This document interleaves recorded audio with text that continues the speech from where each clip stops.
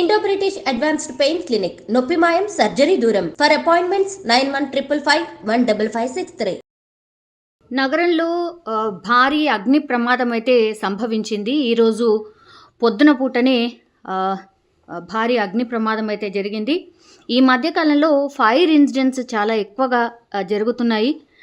అంటే ఫైర్కి సంబంధించిన safety measures తీసుకోవట్లేదా, లేదంటే షార్ట్ సర్క్యూట్ జరుగుతుందా, రీజన్ ఏంటో తెలీదు.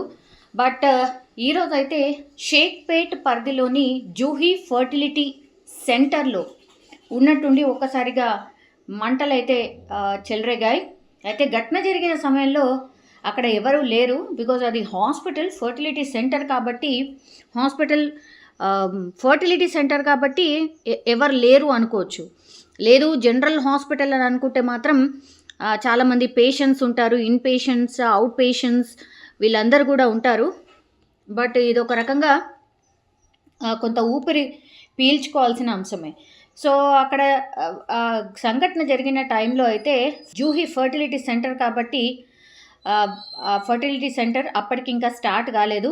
కానీ అసలు గుర్తుపట్టరానంత భయంకరంగా ఈ జూహీ ఫర్టిలిటీ సెంటర్, అసలు అక్కడ ఫర్టిలిటీ సెంటర్ ఉందా అనేటటువంటి డౌట్ కలుగుతుంది. ఎందుకంటే మొత్తంగా ఖాళీ బూడిదైపోయిన పరిస్థితి ఉంది. అయితే ఈ జూహీ ఫర్టిలిటీ సెంటర్ని ఆనుకొనే ఆకాశ స్టడీస్ సెంటర్ కూడా ఉంది. సో అక్కడికి కూడా మంటలు వ్యాపించాయి. అండ్ అదే బిల్డింగ్లోనే గ్రౌండ్ ఫ్లోర్లో రిలయన్స్ ట్రెండ్స్కి సంబంధించినవి కూడా షాప్ ఉంది. సో ఇవన్నీ కూడా పెద్ద పెద్ద కమర్షియల్ సముదాయాలు కాబట్టి చాలా పెద్దగా ఉంటాయి. ఇవన్నీ కూడా ఒక్కసారిగా మంటలు వ్యాపించడంతో పూర్తిగా ఫర్టిలిటీ సెంటర్ పక్కన ఉన్నటువంటి Aakash study centre, then Reliance Trends, ఇవన్నీ కూడా మంటలు వ్యాపిస్తూనే ఉన్నాయి. ప్రస్తుతానికి కంట్రోల్ చేయడానికి కూడా పూర్తిగా రంగంలోకి దిగింది ఫైర్ ఇంజన్లతో ఫైర్ సిబ్బంది. సో మంటల్ని అదుపు చేసే ప్రయత్నం అయితే గట్టిగానే చేస్తున్నట్టు స్పష్టంగా అర్థమవుతోంది. కానీ దట్టమైన పొగ అలుముకుంది.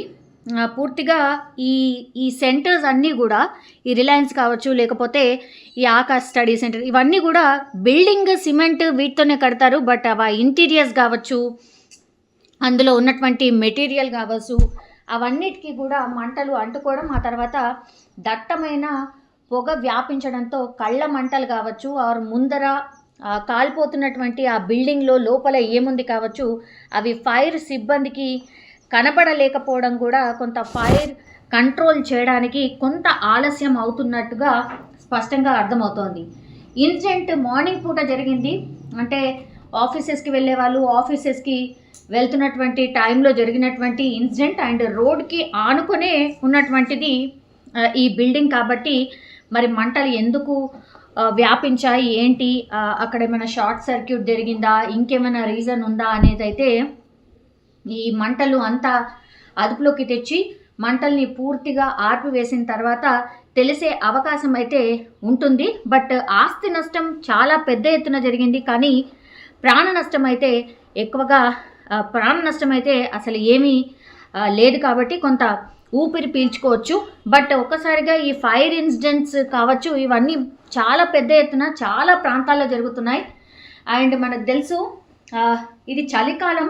యాక్చువల్లీ చలికాలంలో అసలు చాలా తక్కువగా ఫైర్కి సంబంధించిన ఇన్సిడెంట్స్ జరిగేవి గతంలో. కానీ ఈ మధ్యకాలంలో ఫైర్ ఇన్సిడెంట్స్ అసలు కాలానికి అసలు ఏమాత్రం కూడా సంబంధం లేకుండా వర్షాకాలమా, చలికాలమా, లేకపోతే ఎండాకాలమా, ఇట్లా ఏదైనా సరే, ఏ కాలమైనా సరే ఫైర్కి సంబంధించిన ఇన్సిడెంట్స్ అయితే చాలా పెద్ద ఎత్తున జరుగుతున్న పరిస్థితి అయితే కనిపిస్తోంది.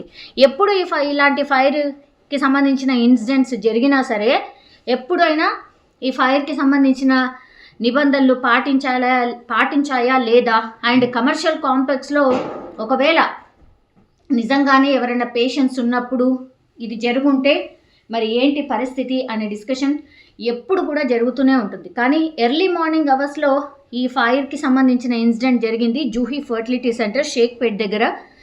సో ఒక్కసారిగా ఈ ఫైర్కి సంబంధించిన ఇన్ఫర్మేషన్ అందుకున్నటువంటి ఫైర్ సిబ్బంది హుటాహుట్న అక్కడికి చేరుకోవడం, మంటల్ని అదుపులోకి తెచ్చే ప్రయత్నం గత 2 గంటలుగా అయితే చేస్తున్న పరిస్థితి అయితే కనిపిస్తోంది. కానీ ఈ మంటల్లో పూర్తిగా జూహీకి సంబంధించిన జూహీ ఫర్టిలిటీ సెంటర్ నామరూపాలు లేకుండా పూర్తిగా అసలు ఫర్టిలిటీ సెంటర్ కనబడకుండా పోయింది అనుకోవచ్చు. అండ్ రిలయన్స్ ట్రెండ్స్ ఉంది అక్కడే. ఆ తర్వాత ఆకాష్ స్టడీ సెంటర్స్, ఇవి కూడా చాలా పెద్ద ఎత్తున చాలా పెద్ద విస్తీర్ణంలో ఉంటాయి. ఆకాష్కి సంబంధించిన స్టడీ సెంటర్స్ అంటే డెఫినెట్లీ 8 ఆ ప్రాంతంలో ఒక్కసారిగా ఫైర్కి సంబంధించిన ఇన్ఫర్మేషన్ వచ్చింది కాబట్టి పిల్లలు ఎవరైతే ఈ ఆకాష్ స్టడీ సెంటర్లో చదువుకునే వాళ్ళు ఉంటారో వాళ్ళందరూ కూడా ఈ ఇన్ఫర్మేషన్ తర్వాత బ్యాక్కి వెళ్ళిపోతున్న పరిస్థితి అయితే కనిపిస్తోంది. ప్రస్తుతం అయితే మంటలను ఆర్పే ప్రయత్నం అయితే సీరియస్గా ఫైర్కి సంబంధించిన డిపార్ట్మెంట్ చేస్తున్న సిచ్యువేషన్ కనిపిస్తోంది.